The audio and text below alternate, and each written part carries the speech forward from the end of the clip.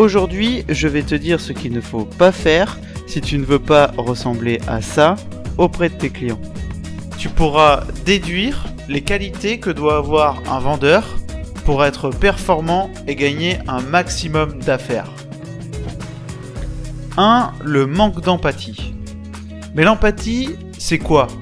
L'empathie, c'est la capacité à se mettre à la place de l'autre, ou du moins d'être capable de ressentir les émotions ou bien les idées d'autrui. Alors, un vendeur qui ne comprend pas du tout son client, forcément, il sera à côté de la plaque, car il ne comprendra pas les réels problèmes de son client. Pour que ta proposition colle parfaitement avec ce que veut ton client, il faut l'écouter et essayer de se mettre à sa place, afin de bien comprendre son problème. Cela te permettra, lors de ta proposition de valeur, de donner les bonnes solutions aux problèmes de ton client, car forcément, si tu n'arrives pas à identifier son problème, tu ne pourras pas lui donner la bonne solution. Les vendeurs qui manquent d'empathie essayent de pousser le client à signer, et c'est comme ça qu'ils comblent leurs problèmes. Ça ne marche pas à tous les coups, c'est source de litige, et le client n'est pas forcément content de son achat. 2. Être trop ou pas assez confiant. Lors d'une vente, la confiance en soi, c'est quelque chose que tu dois bien doser. Le risque pour un commercial trop sûr de lui, c'est qu'il pense tout savoir, du coup, il n'écoute pas son client. Il va faire une proposition en fonction de ce que lui pense et pas en fonction de ce que pense son client.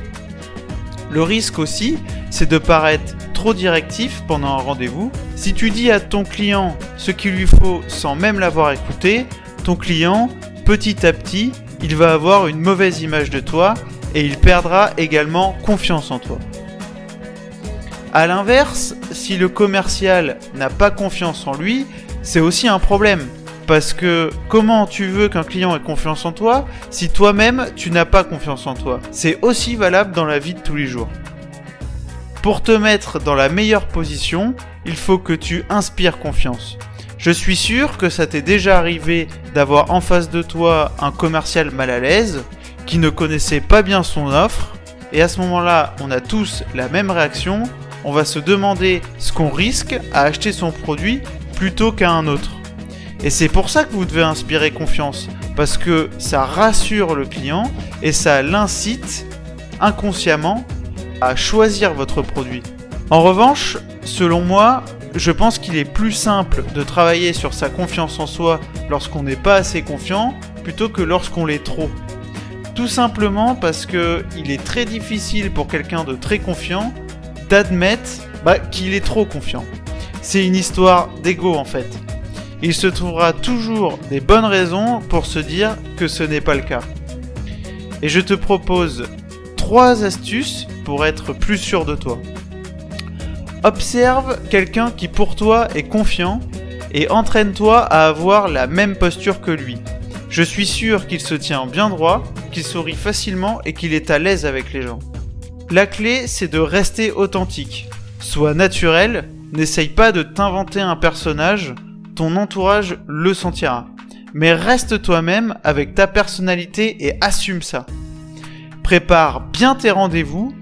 Et oui, bien entendu, si tu prépares tes rendez-vous, tu pourras anticiper les objections de tes clients, tu pourras lever leurs objections avant même qu'ils t'en parlent. Les occasions de te mettre mal à l'aise seront beaucoup plus faibles. 3. Ne pas poser assez de questions ouvertes. Comme tu le sais, une question ouverte est une question où il n'y a pas de réponse préétablie. Cela laisse la possibilité à ton client de s'exprimer. À l'inverse, une question fermée se répond par oui ou par non. En vente, on doit utiliser les deux, mais pas au même moment.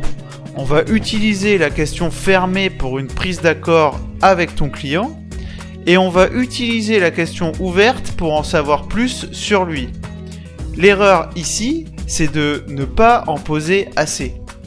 Les 2 raisons principales qui nous empêchent d'en poser, ce sont soit la peur d'en poser pour ne pas importuner le client, soit quand on croit savoir ce que veut le client et du coup on ne s'intéresse déjà plus à lui.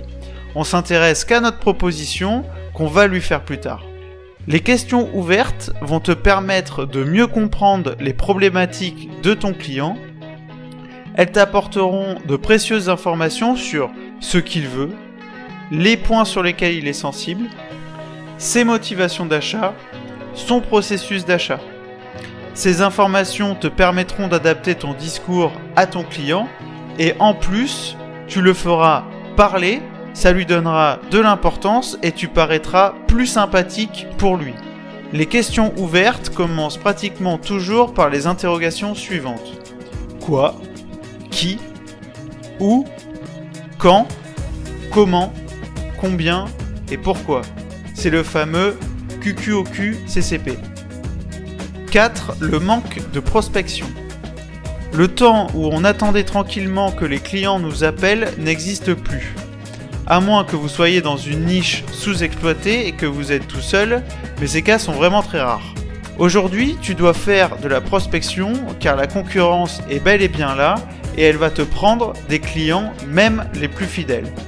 Donc mathématiquement, si tu laisses tes concurrents te prendre ta clientèle sans essayer d'en récupérer de nouveau, il va plus t'en rester beaucoup, ça c'est clair. Alors, c'est vrai que la prospection demande beaucoup d'efforts par rapport aux résultats, que c'est chronophage et que les objections sont faciles pour les clients. Mais n'oublie pas que quoi qu'il arrive, tu vas perdre des clients, c'est inévitable, donc tu dois aller en chercher de nouveaux. En plus, il n'y a pas que de mauvais côtés dans la prospection.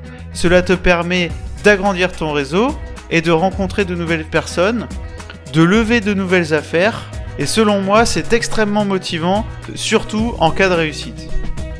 5. Perdre du temps avec les mauvais clients. Le temps, c'est ton bien le plus précieux. Alors, il faut que tu l'optimises. Certains clients, après 4 ou 5 coups de téléphone, vont vouloir avoir un rendez-vous avec toi. Puis 2, puis 3, puis 4, puis 5, etc. Alors, ça dépend de ton domaine d'activité, mais normalement, 3 rendez-vous maximum doivent être suffisants pour faire ton affaire. Ça ne sert à rien de multiplier les rendez-vous, tu vas y perdre du temps et de l'argent. Une fois que tu as fait ta proposition, il est possible de la modifier une fois pour telle ou telle raison, mais au bout d'un moment, il faut faire comprendre à ton client que ta proposition, c'est celle que tu lui as présentée et que maintenant, il faut qu'il prenne une décision.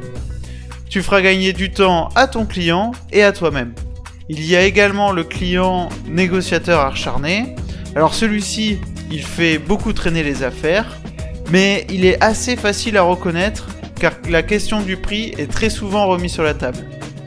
Le risque avec ce genre de client, c'est de perdre beaucoup de temps en négociation pour finalement ne jamais trouver d'accord. Donc dans la mesure du possible, évite-les. Si cette vidéo t'aide dans ton processus de vente, mets-moi un like, abonne-toi et fais partager la vidéo à qui tu penses que cela pourrait servir. Allez, à plus tard pour une prochaine vidéo. Salut!